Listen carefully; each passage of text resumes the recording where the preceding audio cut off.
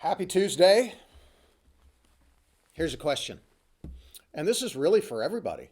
Um, what is the most important life skill you picked up from your parents? Even some of our couples who are empty nesters, it'd be interesting, for Julie and I to sit around the table and go, what are the most important life skills we picked up from our parents and discuss it? It's fun to do it there with your kids at the table so that they can give a shout out to you, mom and dad, or what are they picking up from you? Um, Heard this through the grapevine. Don Feely, working with our children's ministry, um, brought up the opportunity for families to write letters to some of our older church members who are maybe shut-ins, and really some neat stories of what's going on, of exchanging letters back and forth from some of our kids to some of our mature adults. And it's really neat just to hear some of those exchanges and the purity and the innocence of it. And so that is a neat connection in the midst of this coronavirus. Um, Jesus' first lessons post resurrection. That's what we're focusing on. You remember, Jesus told his disciples that he would rise from the dead. He even said in Matthew 26, verse 32, he mentioned that, guys, I'm going to rise from the dead and I'm going to join back up with you in Galilee. I mean, it's so specific, and they still didn't pick it up. What do we know? Well, we know that Jesus rose. He appeared to the women. He appeared to different people over 40 days. Followers went from doubters to believers during those 40 days. Now, somewhere in this time frame, we pick it up in Matthew chapter 28, verses 16 through 20. It's really known as the Great Commission. Let me read it. It says, but the 11 disciples, well, there's 11 because it's minus Judas. Verse 16, but the 11 disciples proceeded to Galilee, to the mountain which Jesus has designated. Verse 17, and when they saw him, they worshiped him. But some were still doubtful. Wow. Verse 18, and Jesus came up and spoke to them, saying, all authority has been given to me in heaven and on earth, and go therefore and make disciples to all nations, baptizing them in the name of the Father, Son, Holy Spirit, teaching them to observe all that I commanded you, and lo, I'm with you always, even to the end of the age.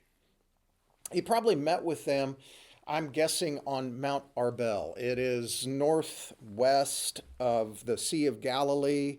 It kind of overlooks the sea.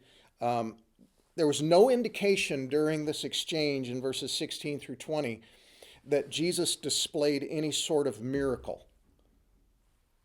Only what he did is he directed them to his words. There's a principle that comes out of this. And I think what begins to pop off the page as we begin to look at Jesus' first post-resurrection lessons is that Jesus wants us to follow his words without attaching ourselves to, well, give us some proofs, give us some dog and pony show.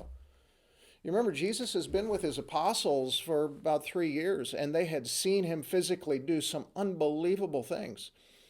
Jesus is beginning to wean his disciples off of his spectacle of just what his presence brings to get their dependence on his words. Well, his word, it's tried, it's true, it's faithful. For us, the word needs to be enough. It needs to be enough. So much of the time I hear believers like, God, where are you? Show up. Well, God has shown up. He's given us his word. How much more does he have to do? Does he have to show up every single day to perform some miracle to get us to follow him? His word ought to be enough. Jesus pronounces, he says, I have all authority, and it's been given to me by my Father in heaven. I have been given all power. The Father gave it to me. And it is out of my authority that God has given to me. And basically he's saying, I'm going to give you your marching orders. It's out of my authority that God has given to me that I'm going to give you your marching orders. Here are my instructions to you, follower. He says, go. Well, it's kind of, okay, where do we go? Well, he says, go to all nations, all people groups. Okay, what do we do when we get there? Make disciples out of those people groups. Okay, what's a disciple? Well, John 17, his high priestly prayer. He says, I want you to make disciples who love God, love each other, reach the lost. Make a bunch of mini-me's is basically what he's saying.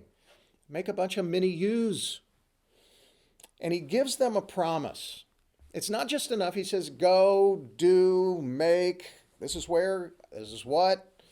He gives them specific instructions, but then he gives them a promise that ought to be what we hang our hat on. He says, here's the promise.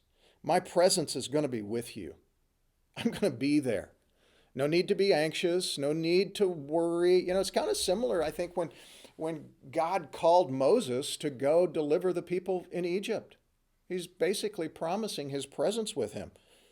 And Jesus' blood covenant guarantees that his presence is constant to accomplish the task. So here's the plan of action. Families, couples, individuals. Read through Matthew chapter 28, 16 through 20. As you're reading that, think about this. Jesus is weaning his apostles off the spectacle of his physical presence and all that his physical presence brings, because he wants to bring their focus onto his words, because once he's physically gone, this is what they're going to need to trust, is his words. So as you read Matthew 28, 16 through 20, ask the simple question. This is a great commission. What does this great commission, what do these words tell us to do in the context of our situation today? And brainstorm together. What does the Great Commission say for you to do today? And I think what you'll find is, well, there's a lot that I can do that fits in the sweet spot of the Great Commission. What do Jesus' words tell us that we need to do today? Hey, another shout out for this coming Sunday. Remember, I've got a surprise appearance for somebody in the context of my message. I'll be delivering a message. And then I've got a guest that's going to show up, and a surprise guest that's going to show up and do an illustration with us. So just want to salt you for that as we are building towards this Sunday, as we're continuing to talk about interpersonal relationships in the family. And it's a much needed topic in situations we find ourselves in. We love you. We're praying for you. Can't wait to see you. And so we'll see you tomorrow morning on Wednesday. Have a great day.